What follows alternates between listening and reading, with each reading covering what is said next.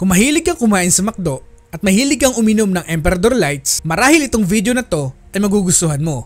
Alam mo ba, sa mga nabanggit natin na kumpanya ay pwede kang mag-invest sa pamamagitan ng stocks na ito. Ito ang Alliance Global Group Inc.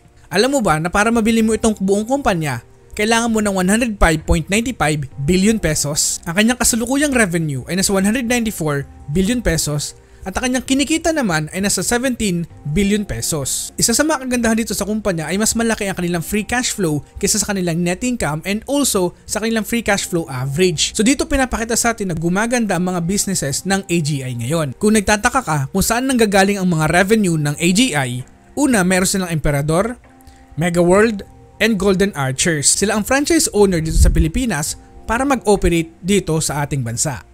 And also meron din silang Travelers. At alam mo ba na 66% ng kanilang revenue ay nanggagaling sa dalawang segment na kanilang operation. Una na andyan ang Emperador na nasa 33.6% and susundan ng Mega World na nasa 32.3%.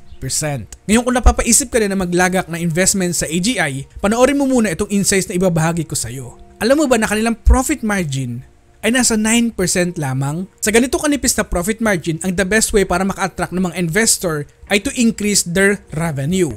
Na kung titignan natin ang revenue ng kumpanya over the years, ay talagang continuous na tumataas yan. And ang forecast pa nga pagdating ng 2024 sa kanilang revenue ay nasa 203 billion pesos na ito. Again, uulitin ko, para maka-attract ka ng maraming investor, lagi mong papalakihin ang iyong revenue. Una-una, ang iyong profit margin ay sobrang nipis. In order to boost the confidence of your investor, you have to boost lagi ang iyong revenue. And kung papasinin natin, ang kanyang revenue over the past 10 years ay nasa all-time high na nasa 194 billion pesos na ito. So ganito ang gagawin mo kapag nakaka-encounter ka ng mga kumpanya na sobrang ninipis na kanilang profit margin. In another advantage sa pag-invest nga sa AGI, again, mas malaki ang kanilang free cash flow na nasa 27 billion kaysa sa kanilang income na nasa 17 billion pesos lamang.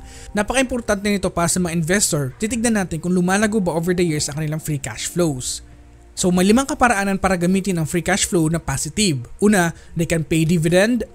They can buy back shares, they can reinvest sa kanilang company to grow, pwede silang magbayad ng kanilang utang, and also they can acquire more businesses kasi nga sobrang laki ng kanilang free cash flow. Kaya lagi natin sinasabi na ang free cash flow ay ang lifeblood ng kumpanya. Isa sa mga major advantage sa pag-invest sa AGI ay continuous sila nag-i-invest or nagba-buyback ng shares sa kumpanya. Ang ibig sabihin nito, pinapataas nila yung percentage of ownership ng mga shareholders ng kumpanya. Kung tatanungin mo naman ako kung maganda ba maglagak ng pera ngayon sa AGI, ang nakuha kong average intrinsic value based sa 11 metrics na ginamit natin ay nasa 17.63 pesos per share. So that's around 49% na upside potential sa kanyang current share price na nasa 11.8 pesos per share. Na kung gagamitan natin ito ng assumptions based sa mga nakita natin or nakalap natin na historical data ng kumpanya, ang nakuha kong assumption na intrinsic value dito ay nasa 17.11 pesos per share and mayroong buy below price na nasa 11.98 pesos per share. So meaning, kapag nasa 11.98 below ang kanyang current share price ngayon, ibig sabihin nasa undervalued pa rin ang AGI. In comparison naman sa mga mahigpit na kalaban ng AGI, ang kanyang 1-year change ay nasa 42%, samantalang ang free cash flow ng AGI ngayon ay pangalawa sa pinakamataas na mayroong free cash flow. So nangunguna pa rin ang DMC na nasa 36 billion. So merong payback time na nasa 3.46 years ang AGI. So meaning, kung mag-invest ka ngayon sa kumpanya, kaya niyang maibalik ng 3.46 years ang iyong initial investment based sa kanyang current performance ngayon. Assuming na mag-continuous yung kanyang growth. However, pagdating sa management, nangunguna pa rin talaga ang DMC and also sa pagdating sa debt level. However, ang forecast ng mga analysts sa growth ng AGI ay nasa 13.28%. Itong kumpanyang ito ay mayroong pinakamataas na forecast pagdating sa mga competitors ng kumpanya. Ang total returns ng AGI ay nasa 101% lamang. In comparison sa US index ay nasa 241% ito.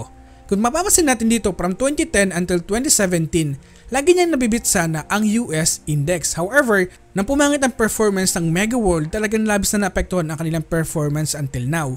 Ito naman ang mga nanalo ng aking portfolio tracker. Congratulations sa iyo kasi kayo nanalo.